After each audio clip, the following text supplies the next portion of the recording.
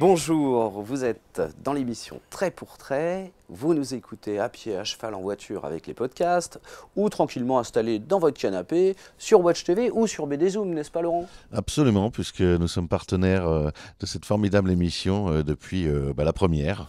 Alors les podcasts, vous pouvez bien sûr vous abonner, ça c'est indispensable, vous les retrouvez sur l'Applecast, sur Googlecast et puis aussi sur le site de la chaîne de Trait pour Trait sur YouTube. Absolument, et où on peut retrouver l'ensemble des reportages qui est formidable. Alors aujourd'hui, on démarre avec une émission superbe, avec plein d'invités. Des invités multiculturels et multisexuels pour faire plaisir, Rien de personnel. Donc je commence par Rachel Ardouin. Bonjour Rachel, qui est galeriste dans la rue Martel, la galerie le 15, c'est ça? Voilà, le 15 Curiosity Experiences. Et qui nous rejoint aujourd'hui pour nous parler, on en parlera un petit peu plus tard, du parcours BD 5e arrondissement. Voilà, le parcours 5 en bulle avec cette année pour inviter Max Cabane. Voilà, donc un invité d'honneur prestigieux. Et à ma droite, j'ai Jules. Eh bien, bonjour. Qui a une actualité foisonnante, puisqu'il vient de publier un nouvel album. Il est adapté en bande dessinée, il bénéficie d'expositions. Enfin bon, on va parler de tout ça, sans compter, en plus, on parlera aussi du Lucky Luke, mais un petit peu plus tard. Mais là, on va d'abord se concentrer sur la préhistoire et sur les Grecs. Voilà. Il y a de quoi dire. Jules à ta droite, c'est normal? Jules à ma droite, c'est normal. Bon. Et puis Pablo. Et Pablo, notre libraire BDnet qui a le plaisir, la gentillesse de nous accueillir pour cette deuxième émission.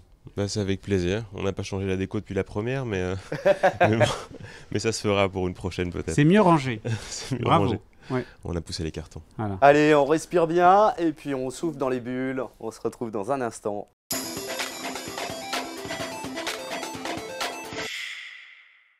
Alors Jules, pas mal de sorties en ce moment. Mais oui, parce que en fait, ça faisait un petit moment, quelques années, qu'il n'y avait plus d'album de Silex and the City. C'est vrai, on l'attendait avec impatience. En fait, je pense que c'est l'élection d'Emmanuel Macron qui vous a motivé à refaire un album. En fait, c'est surtout, ça m'a un peu coupé les jambes au départ. C'est-à-dire que y avait un tel chaos, je dirais, dans la société, dans la politique, une reconfiguration, que ça allait un peu trop vite. Donc, j'arrivais pas à suivre. Alors, il a fallu que ça décante un peu et que je regarde ce qui se passe, ce qui se développait. Et évidemment, il y avait plein de choses. Parce que là, c'est le tome 8 qui s'appelle précisément L'homme de Cro-Macron. Mais dans le tome 7, on avait interrompu et laissé les personnages, donc ça se passe en 40 000 avant Jésus-Christ, donc c'est une espèce de satire, version paléolithique du monde qui nous entoure. Et la dernière fois, en fait, il y avait la victoire du parti Le Front Néandertal aux élections. Tout le monde était très inquiet.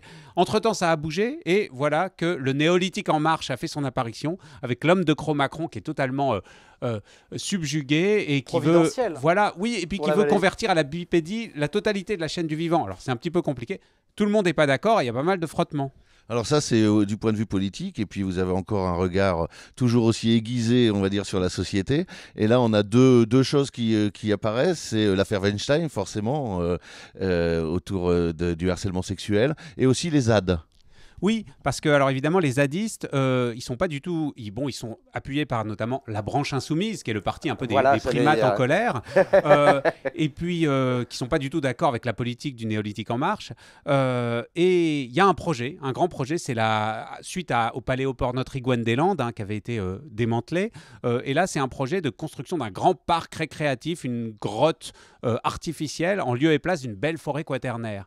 Et alors là, pour le coup, tous les gens qui habitent dans ces forêts, à commencer par les gens qui sont dans les HLM, en fait, c'est des habitations locatives pour mammifères, c'est tous les animaux un peu défavorisés, vont être chassés. Alors les zadistes sont là, dans cette zone arboricole à défendre. Comme vous voyez, le principe de Silex, c'est aussi de prendre des termes, de prendre des mots, de prendre des choses qui nous paraissent comme ça, en affichage, un peu naturel et évident, et en décalant un terme, tout d'un coup, qu'on puisse se poser des questions en disant mais oui, mais c'est presque pas si évident que ça. Les slogans de Macron, cette espèce de novlangue qu'il peut avoir, ou bien voilà les slogans des militants, alter-darwinistes, tout ça, on peut se poser des questions, faire un petit pas de côté. C'est ce que j'aime bien moi faire dans Silex. Mais vous avez à un moment envisagé d'arrêter Silex après justement cette fin brutale de l'album précédent?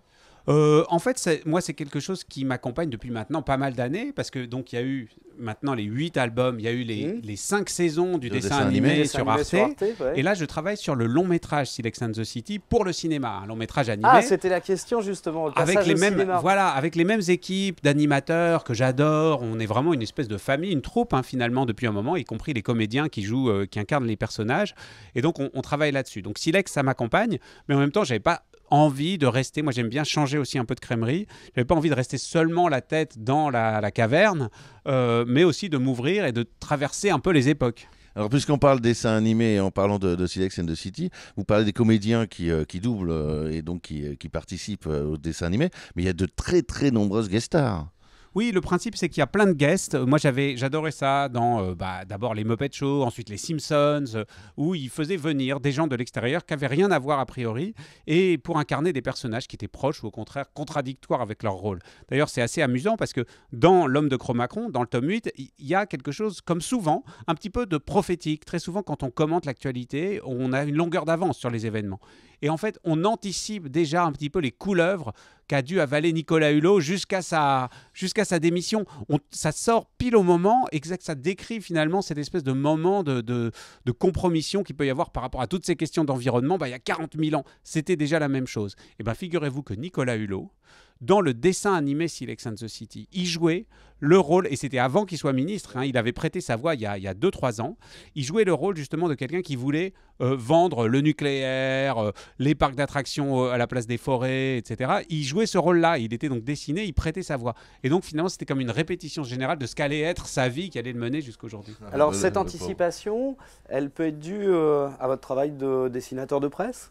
Probablement, oui. On développe cette espèce de sixième sens, un petit peu de détecteur, comme ça. Alors parfois, on tape à côté.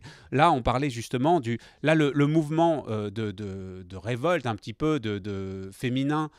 Il existait à la préhistoire. C'est le mouvement Balance ta pierre. Voilà, exactement. Et pour dire que c'était plus possible déjà à l'époque. Voilà, alors donc les femmes s'émancipent dès la préhistoire et c'est l'occasion justement de parler aussi d'une guest star dans votre album, puisque vous avez invité Enki Bilal. Ah oui, alors là, c'était un truc très drôle finalement. Parce que le personnage principal, la famille qui incarne Silex and the City, c'est la famille Dotcom. Alors c'est vraiment la famille moyenne du Quaternaire. Le père est prof de chasse, la mère est prof de préhistoire géo, mais ça va pas du tout dans cet album. Il y a une crise de couple et ils sont vraiment à la limite du divorce. Et la femme, Spam.com, décide de tromper son mari finalement, et elle va sur un site de rencontre, My Mother Mammifère, et elle rencontre joli, hein.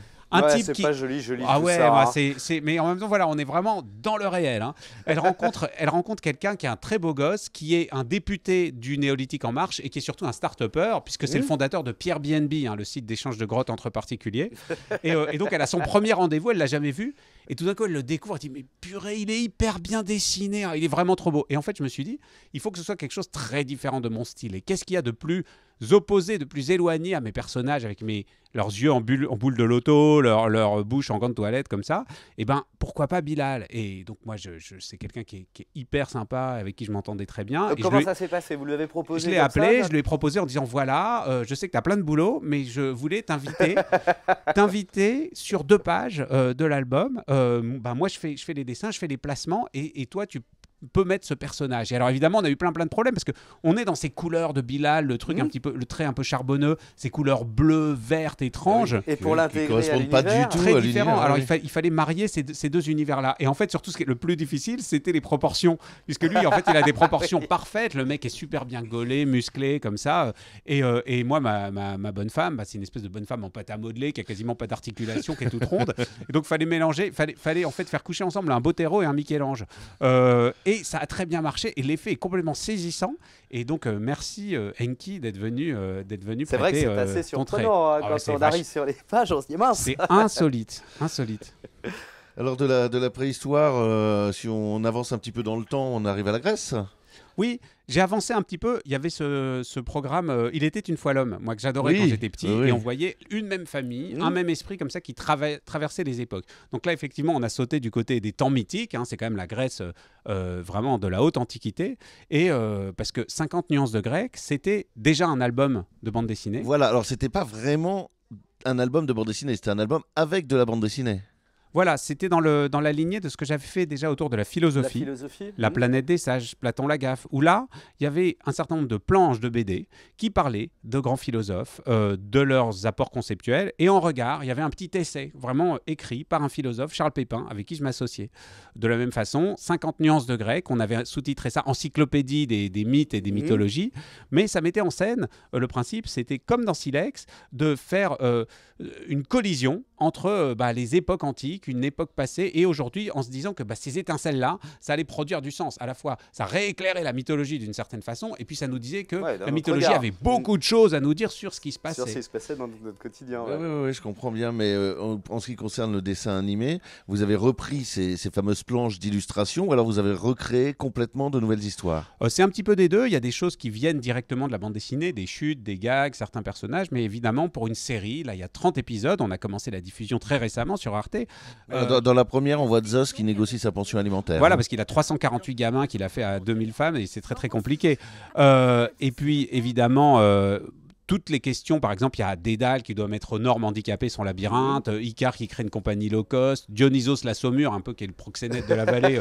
Alors, ce qui est formidable, c'est que tu rends moderne et contemporain nos ancrages et nos mythologies, nos pensées. Bah oui, à vrai dire, en fait, les Grecs, ils avaient quand même réussi à synthétiser toutes les turpitudes humaines. Il y a dans cette foisonnante galerie de portraits de la mythologie, que ce soit les dieux de l'Olympe, les monstres, les héros, toutes les passions de l'âme humaine. Et donc, trouver une situation de n'importe quel feuilleton, de n'importe quel télénovelas, de jalousie, de sexe, de mort, de vie quotidienne, il y a le dieu qui correspond, le mythe qui correspond. On en connaît des très grands, des très célèbres, mais si on creuse, il y a des muses pour tout. Probablement, il y a le dieu du tuning et le dieu de la crêpe Suzette. Pablo, quel public vient acheter les albums de Jules ?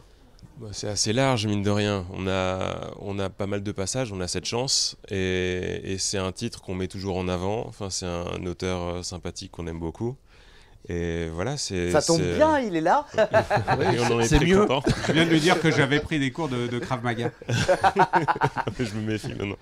Non, mais vraiment, c'est un album qui s'adresse à un public assez large finalement, parce que ça parle comme on en parlait, de plein d'éléments qui sont liés à la vie quotidienne. C'est quelque chose c'est pas du tout quelque chose de restreint. On n'est pas uniquement dans un récit qui veut nous apprendre quelque chose. C'est extrêmement agréable à lire. Est-ce que vous identifiez beaucoup de profs ? Le fond et la forme qui viennent l'acheter ? Oui. Oui, mais il y a énormément de cadeaux aussi. C'est quelque chose qui est accrocheur. Lorsqu'on voit les 50 nuances de grec en fin d'année, c'est quelque chose qui fonctionne extrêmement bien, mais c'est parce que c'est un très beau cadeau aussi. Parce que Jules, vous êtes baigné quand même dans le monde de l'enseignement. Voilà, oui, j'ai eu une première vie brève de... Agrégé d'histoire. Oui, de prof, de chercheur en histoire. Mon domaine, c'était plutôt la Chine, mais c'est vrai que tout ce qui concernait l'histoire me passionnait. Et d'ailleurs, ça, c'est un point commun qu'il y a dans tout mon travail, c'est que c'est extrêmement irrigué et nourri de culture classique, au sens large. Et c'est un mélange entre une culture pop, la publicité, la téloche, voilà, les choses qui nous entourent, moi qui m'amuse, et puis quelque chose de... Victor Hugo, Sénèque, Sartre, et tout ça finalement cohabite. Je trouve que c'est un peu à l'image de nos propres vies, parce qu'on n'est pas juste un gamer vissé sur un écran 24 heures sur 24, on n'est pas juste un pur esprit dans les limbes de la spéculation philosophique, on fait aussi les courses au supermarché et on se retrouve dans les embouteillages, et ça, cette rencontre-là qui fait nos vies, je trouve qu'une bande dessinée d'humour qui a vocation à parler un petit peu du monde qui nous entoure doit tout mélanger. Et qu'il n'y a pas de honte à ça. Et tu rends beaucoup plus large l'acceptation de ton propos auprès du public, quel que soit son âge et son niveau socio-culturel. Alors c'est pas juste de la vulgarisation. Voilà. Non, mais c'est pas de la vulgarisation, c'est plutôt une forme de passage, de relais. Quand on fait 50 nuances de grec ou la planète des sages, il ne s'agit pas d'être je dirais, extensif et définitif sur ce qu'est la mythologie ou la philosophie, mais il s'agit d'ouvrir un certain nombre de fenêtres, de donner envie aussi. Voilà, de faire des échos avec nous-mêmes, avec ce qui nous arrive dans la vie, et de donner envie à chacun d'aller lire ces choses-là, se pencher plus profondément là-dessus. C'est de la bande dessinée et ça va vite, et c'est de l'humour, et donc ça donne un petit angle... un petit peu twisté. Vous avez des retours d'enseignants qui se serviraient de votre travail pour l'intégrer dans leur pédagogie? De fait, je sais pas. Nous, on a des retours d'enseignants qui viennent. Je sais pas. J'allais demander si les clients de BDNet étaient souvent profs. C'est vrai, comme vous disiez, parce que c'est sûr que moi, dans les séances de dédicaces, pour Silex and the City, vous n'imaginez pas le nombre d'archéologues et de paléontologues qui viennent. Je ne savais pas qu'il y en avait autant en France. C'est hallucinant. Mais tu les as tous vus, je pense. Mais je ne suis pas sûr. Il y en a sans arrêt des nouveaux. C'est-à-dire qu'en fait, ils creusent des trous, ils en trouvent. Il y en a plein sous terre. Non, ils sortent des trous. Oui, c'est ça, c'est les zombies. De l'album. Voilà, c'est Walking Dead, mais version archéologie. Pour revenir un petit peu au dessin animé, pourquoi avoir fait 50 nuances de grec et pas une 8e saison justement de Silex and the City? Ça fonctionnait bien. Oui, ça fonctionnait bien, mais bon, comme toujours, la télévision veut renouveler un peu ses programmes, et donc ils se sont dit, bon bah voilà, les Grecs, les hommes préhistoriques, on les a vus, trouvons autre chose. Et tout de suite, ils m'ont proposé donc de développer, de réfléchir à quelque chose, et ça a très bien accroché sur l'histoire de la mythologie. Donc là, on commence à réfléchir à la saison 2 de 50 nuances de grec, et puis c'est vrai que c'était difficile en parallèle de travailler sur un long métrage et sur un court. Pourquoi est-ce que le long métrage arrive tard comme ça? C'est parce que tant qu'on écrivait des épisodes de Silex pour la télévision, on ne pouvait pas faire un long métrage. Le long métrage, il sortirait quand alors? Enfin, est-ce qu'il y a déjà une idée? 2020 ou 2021, au plus tard, je pense. Mais c'est en cours. Là, c'est quoi? C'est en cours d'écriture? Voilà, là, vous me mettez le pistolet sur la tempe parce que le Silex sur la tempe, parce que ça dépend que de moi. C'est-à-dire dès que je livre le scénario définitif, on lance la prod. Donc c'est vrai que j'ai plein de choses, comme vous le disiez. Donc il faut que je trouve un moment. Qu'est-ce que je fais ici d'ailleurs? Bon, je vais bosser. Non, je me casse. Non, pas encore. Alors Laurent, oui, mais vas-y. Il y a eu d'autres livres qui sont sortis là, on pourrait peut-être en toucher un petit mot. Mais justement, on peut faire un petit peu je vais dire des parallèles avec ce qui se passe actuellement, puisqu'il y a beaucoup d'auteurs de bande dessinée qui travaillent sur le cinéma, qui travaillent sur les dessins animés. Notamment Mathieu Sapin. Alors notamment Mathieu Sapin, qui est un auteur connu du grand public pour avoir fait l'année dernière un album avec Gérard Depardieu, où il avait suivi les traces de Gérard Depardieu, où il avait également suivi à l'Élysée François Hollande. Et là, il revient à ses premières amours, j'allais dire, avec son super-héros, Super Murgeman, dont le pouvoir spécial est de pouvoir vomir sur ses opposants. C'est pas toujours très délicat, mais en même temps, c'est très drôle parce que il y a énormément de dérision sur notre société là aussi. Mathieu Sapin est très talentueux et il vient de signer son premier film qui s'appelle Le Poulain, avec Alexandra Lamy dans le premier rôle. Et donc, voilà, sur le grand écran, formidable aussi à voir. Donc, voilà un homme aussi qui a beaucoup de talent. Et... Non, Palette, tu connais, non, Mathieu? Oui, je l'adore. Donc, Super Murgeman, et son album sur Depardieu m'a fait hurler de rire. Voilà, j'ai adoré ce livre. Super Murgeman, c'est chez Poisson Pilote. Et il faut dire aussi qu'il y a une intégrale des 3 premiers tomes qui est en vente en même temps. Ouais. Alors, sur Sapin, avec grand plaisir. C'est quelqu'un qu'on aime beaucoup. En fait, lui aussi, il a énormément de talent. Il arrive à raconter le quotidien d'une manière un peu décalée et il arrive à donner une touche d'humour à absolument tout ce qu'il raconte. Enfin, je trouve qu'il est extrêmement doué. Ses dialogues sonnent justes. Enfin, je trouve qu'il est très très fort. Et on peut citer aussi Riyad Satouf, parce que Riyad Satouf va sortir très prochainement le 4e tome de l'Arabe du futur. Et c'est aussi l'auteur des Cahiers d'Esther, célèbre Cahiers d'Esther, où il prend en fait le quotidien d'une jeune fille de 10 ans à 18 ans. Il a déjà fait un recueil pour les 10 ans, pour les 11 ans, pour les 2 ans. Et ça devient un dessin animé également. Je ne sais pas si c'est pile en concurrence frontale, d'ailleurs sur Canal+. Alors j'ai eu peur à un moment, mais il y a 10 minutes d'écart, donc on peut voir les deux. On peut voir les deux, c'est formidable. Alors on vous conseille de voir les deux. Donc l'adaptation sur Canal+, des Cahiers d'Esther de Riyad Satouf. Alors moi j'ai lu aussi un truc assez marrant, puisqu'on parle un peu de sexualité quand même dans Silex and the City. Dans Silex and the City, on parle de sexualité carrément, la position du mammifère, vous voyez. Alors est sorti chez Steinkiss un bouquin assez marrant qui s'appelle Pénis de table, qui sont 7 hommes qui vont parler. C'est dingue, hein. Quel titre. Partie de ping-pong là. Qui sont 7 hommes qui vont parler de leur sexualité. Ce qui n'est pas courant finalement des hommes qui abordent la masturbation, les différentes orientations sexuelles. C'est assez étonnant, je sais pas si... D'ailleurs, il y en a certains qui ont du mal à en parler dans la bande dessinée. Ils disent non mais j'ai quand même une certaine pudeur, je vais pas parler de certaines choses. Voilà, c'est ça qui est... Et pourtant, lui, il va, il raconte les choses. Ils doivent à un moment, juste une petite anecdote, ils amènent un légume qui correspond à leur sexe. La taille. À la taille et à la forme. C'est un sujet important chez les hommes. Moi, j'avais été fascinée par 23 prostituées de Brown. Qui pour moi est un ovni, mais qui en plus, comme vous l'avez vu en post-face, a permis de faire voter des lois en faveur de la santé et du suivi des prostituées dans le nord des États-Unis, en l'occurrence. Comme quoi la BD peut faire bouger les lignes. Dans tous ces albums, il y a le numéro des protagonistes à la fin. Oui. Donc, faites votre marché, en fait. Suivant le légume. Interactif. J'ai un bouquin un peu plus sérieux. Non, c'est très sérieux, là, pour le coup. C'est une très belle année. C'est très sérieux. Oui, c'est le premier livre d'une jeune maison d'édition qui s'appelle Premier Parallèle. Donc, le livre s'appelle Une mémoire de roi. C'est l'histoire d'un roi qui en fait est un petit peu débile, qui n'a pas beaucoup de connaissances, qui vit avec oisiveté son rôle de roi dans son royaume de Létésie.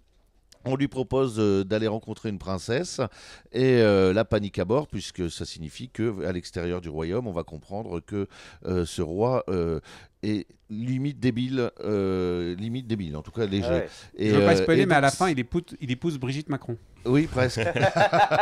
Non, mais faut pas dire la fin.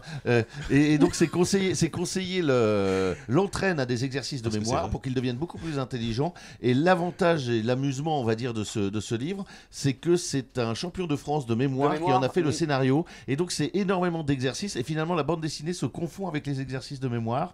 C'est un très très joli exercice de style. C'est très intéressant. Et Burnia avait déjà fait un album qui était assez incroyable sur le monde quantique. Ah donc oui, c'est quelqu'un qui aime ce genre de récit, qui donne énormément d'informations, matière, enfin il est vraiment fort. Ouais. Alors allez, chez Dynamite, ça c'est juste pour l'enfer, je monte juste la couverture. On revient à les affaires sérieuses. Il faut bien remplir les rayons de l'enfer. Hein. Je vous l'ouvre pas. Hein. Le directeur, mais directeur de quoi? Ah ouais, non, c'est... De conscience, j'espère. Ouais. D'école. Alors... Je vous propose qu'on aille faire un petit tour pour poursuivre, bien sûr qu'on est dans la rentrée, mais les vacances sont pas si loin, avec un tout petit reportage sur le parc Astérix, puisqu'on parlait justement des zones à défendre et des parcs d'attractions. Jamais entendu parler. C'est aussi un petit village qui résiste, Astérix. Ah oui, ça doit être intéressant. Guy Vassel, bonjour, vous êtes le directeur adjoint du parc Astérix. Bonjour, bienvenue. Alors, le parc Astérix a presque bientôt 30 ans, 2 millions de visiteurs. Combien de personnes sur le site pour gérer toutes ces attractions, accueillir le public? Alors, en saison haute, en été comme aujourd'hui, c'est 1200 personnes qui travaillent pour accueillir des milliers de visiteurs tous les jours. Et effectivement, à nouveau cette année, nous allons dépasser les 2 millions de visiteurs, ce qui représente quand même plus de 50 millions de visiteurs depuis l'ouverture en 1989. C'est important, on est le 2e parc d'attractions de France. Alors vous avez toute une politique de développement durable, notamment éco-pâturage, véhicules électriques, vous pouvez nous en dire un petit peu plus? Oui, bien sûr, alors on a la chance d'être dans un parc naturel régional, c'est-à-dire que tout autour du parc Astérix, c'est le parc naturel de l'Oise, et donc on essaye bien entendu de préserver cette nature. Donc ce cadre naturel est très important pour nous. Donc on a ajouté pas mal de choses, on a ajouté de l'éco-pâturage, on a des moutons d'Ouessant qui vont tondre les alentours de nos parkings et nos espaces verts dans les hôtels notamment. On a bien sûr des programmes de biodiversité, de conservation.